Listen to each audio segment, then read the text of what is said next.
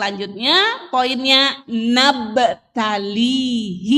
Kami mengujinya. Nah ini jawaban apa nih? Kami mengujinya. Untuk apa? Sekarang sudah kita tahu. Oh ternyata kita bisa begini. Ini Allah yang mengenalkan diri sebagai pencipta. Terus untuk apa ya Allah? Kau ciptakan kami. Ya, tujuannya apa? Aku mau engkau jadikan apa? Kan gitu kan? Kenapa? Allah yang katakan nabtalihi. Apa artinya Bu?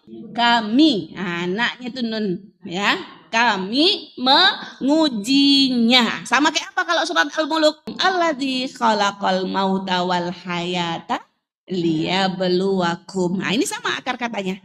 Nabtalihi, kami menguji. Jadi Ibu, Allah ciptakan kita begini bukan iseng-iseng. Gitu kan? Bukan tanpa tujuan. Bukan abasa. Abasa itu tanpa ada yang ditarget. Tapi ada targetnya yaitu untuk menguji kita. Bagaimana Bu kalau diuji? Ayyukum ahsanu amala, dijelaskan dalam Al-Muluk kan gitu. Siapa di antara kalian yang paling baik amalnya. Nah ini Allah menguji. Kemudian kalau Allah mau menguji kita, kalau saya tiba-tiba nih hari ini datang ibu-ibu, kita ujian Quran surat Al-Insan. Protesnya bisa 1 tahun kali ya. Nggak pernah diajar kok diuji Ustazah. Jadi ujian itu mesti datangnya dia setelah dia dipastikan dia bisa gitu loh Bu.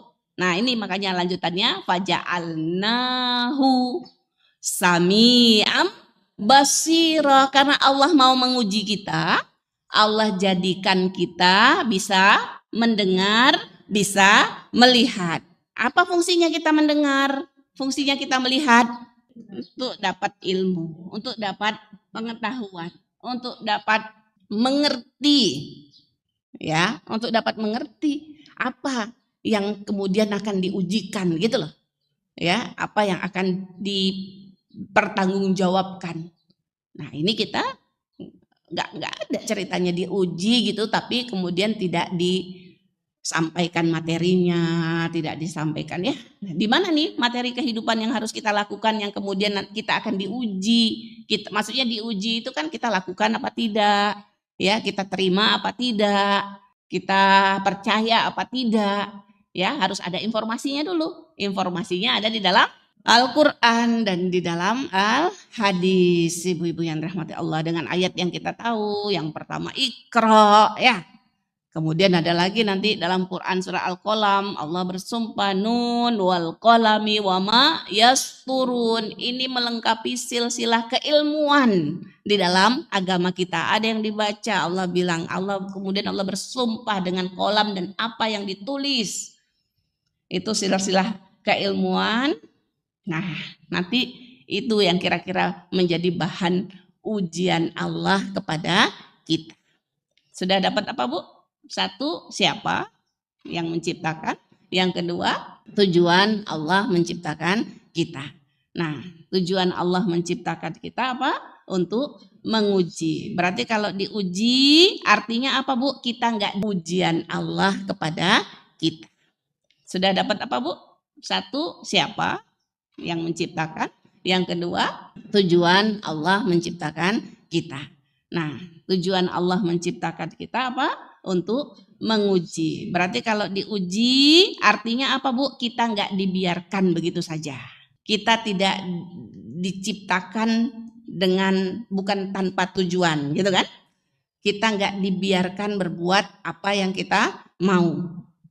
Bahkan ada ayat, apakah manusia mengira dia dibiarkan berkata kami beriman, ya kemudian tidak diuji? Ada lagi nanti begitu.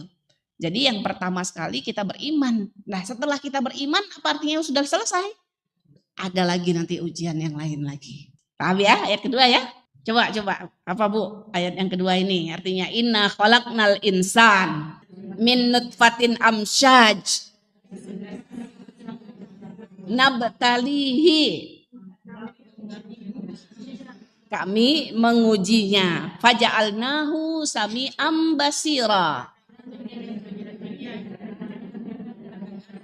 punya pendengaran, punya penglihatan. Itu tadi artinya. Maksudnya apa nih surat ini? Yang pertama, Allah mengangkat fakta bahwa kita ini diciptakan. Jadi kita diciptakan loh, bukan tiba-tiba. Tiba-tiba ngelundung aja gitu loh di dunia. Ya enggak, ada proses penciptaan. Kemudian Allah menegaskan ada tujuan. Ada tujuan dari yang diciptakan. Nah ini yang harus kita tanya terus ke dalam diri kita. Ya, ini yang kita harus tanya. Jadi ketika kemudian kita dapat ujian, Bu, ya dapat ujian, gimana seharusnya hati kita? Ya untuk inilah aku hidup. Ya untuk inilah aku hidup. Dan semuanya enggak kira-kira diuji. Semuanya diuji. Ya, sama ujiannya? Beda-beda, enggak sama, Bu. Dan biasanya kita dengar kita akan diuji di titik yang lemah kita. Yang lemah kita, Bu. Ya. Dan bentuk ujian apa mesti kesusahan saja? Enggak mesti kesusahan. Ya, bentuk ujian itu bisa dengan kesenangan. Apa yang ditakuti Rasul ujian kita? Ujian kesenangan atau ujian kesempitan? Kenapa ke ujian kesenangan? Udah pintar semuanya. Ya. Nah, jadi nanti jangan lagi sampai ketika ada ujian gitu ya. Kenapa gitu kok aku? Ya, kok aku yang diuji gitu loh. Ya, atau kok enggak mari-mari ujian gitu loh. Loh ya Bu ya, kapan selesai ujian ini Bu? Enak kali kalau ngomong tuh ya. Ya Bu, saya juga begitu Bu. Saya bilang ya, begitu pas datang ujian, datang apa, berdegup-degup nggak jantung? Lemes tuh nggak nih kaki kita ya? Dan rasanya nggak tenang ya. Masya Allah, ibu-ibu yang dirahmati Allah. Tapi Rasul menyampaikan kepada kita, hati boleh bergetar, mata boleh nangis, boleh sah, boleh itu ya. Tapi mulut nggak mengucapkan kecuali apa yang Allah ridho. Jadi masih wajar kalau dada kita ini masih ya getar, mata nangis, nggak bisa tidur, lanjutannya banyak mungkin ya. Tapi mulut kita jangan sampai ngomong yang nggak diridhoi sama Allah. Nah termasuk yang nggak diridhoi Allah itu tadi, apa salahku gitu, kok aku saja gitu, ya. Emang orang nggak diuji gitu loh. Orang juga diuji.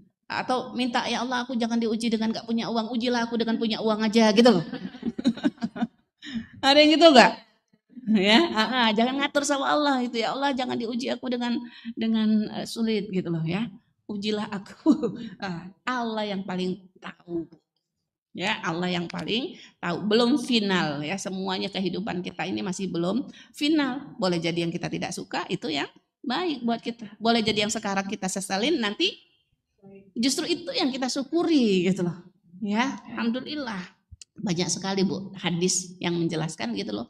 Ya, menjelaskan orang-orang yang dapat masalah, orang-orang yang dapat kesulitan, ya, apapun bentuknya, nanti di akhirat gimana? Dia jadi orang yang beruntung dan orang-orang yang nggak diuji dengan itu ngiri. Ngiri, aduh, coba kalau dulu aku aja yang diuji gitu loh. Coba dulu aku aja yang dicoba yang begitu. Gitu ibu-ibu yang dirahmati Allah. Kita lanjutkan.